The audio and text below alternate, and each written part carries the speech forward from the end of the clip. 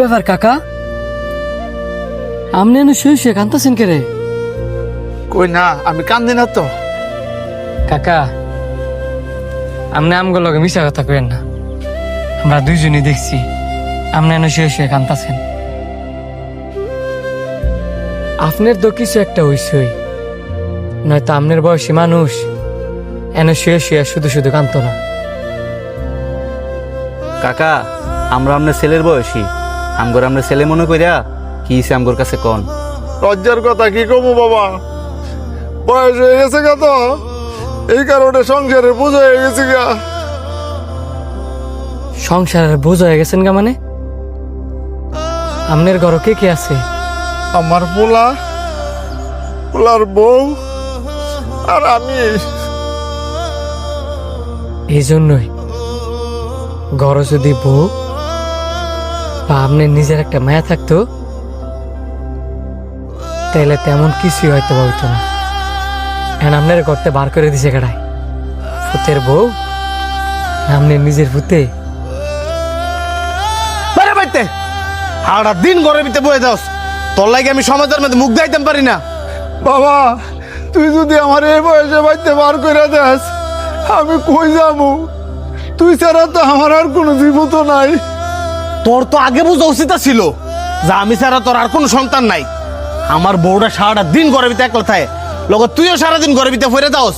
এটা লয়ে এলাকাবাসী আমার নানান রকমের কথা শোনায়। বাবা, তুই আমার এত বড় একটা কথা কইতালি? আমি তোর জন্মদাতা পিতা।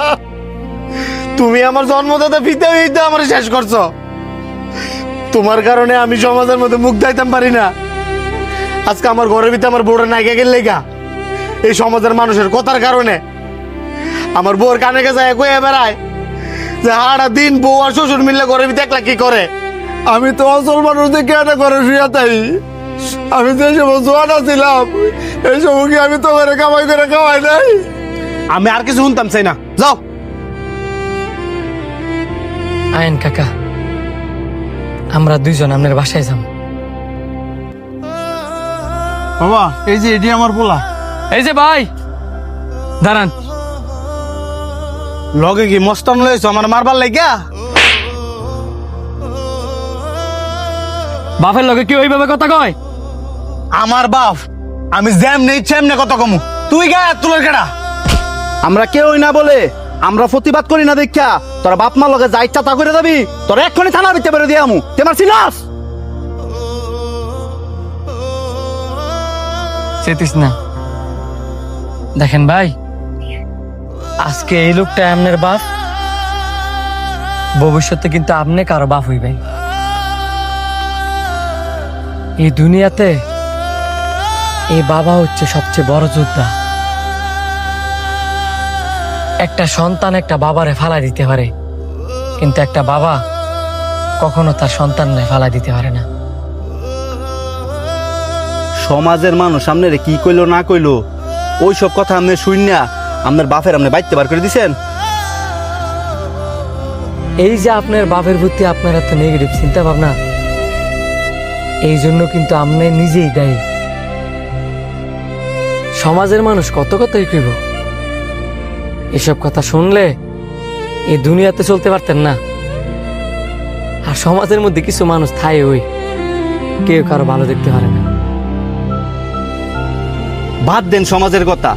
যেই বাপে আপনার হাত ধরে আপনার হাঁটা চলা শিয়েছে, রোদ ফুইরা বৃষ্টিতে ভিজা নিজের রক্তরে পানি কইরা আপনারে কামাই করে খাওয়ায় বড় করছে, আজকা হে বাপের মনে কষ্ট দিতে আপনার বুকটা একটু কাঁপলো না? আরে তুই কার লগে কি কইতেছস? হ্যাঁ, বাপ কি জিনিস সেটাই তো বুঝে না। হ্যাঁ, যদি জানতো একটা বাপ একটা সন্তানের জন্য কত কিছু ত্যাগ স্বীকার করে, জানলে হ্যাঁ জীবন বাপের লোকে এরকম ব্যবহার করতো না। আপনারও দোষ আছে। আপনার বউটা মরার পরে এই ফুলার কথা চিন্তা না করিয়া আপনি যদি একটা বিয়ে করতেন, তাহলে হয়তো বা এই দিনটা আপনার দেখতে হইতো না। একটা পুরুষ মানুষ এই পৃথিবীতে বড়ই অবহেলিত। বৃদ্ধকালে যদি আপনার জীবন সঙ্গী না থাকে, আপনি কারো থেকে সেবা যত্ন পাইতেন না। আপনার জায়গায় যদি আপনার বউ হইতো, হয়তো বা দেখতেন আজকে এই ঘটনাটাও ঘটতো না। আমি সমাজে অনেক দেখছি, বৃদ্ধকালে একটা মারে বসায় বসায় খাওয়াইলেও একটা বাবারে বসায় বসায় খাওয়াইতে অনেকেই চায় না।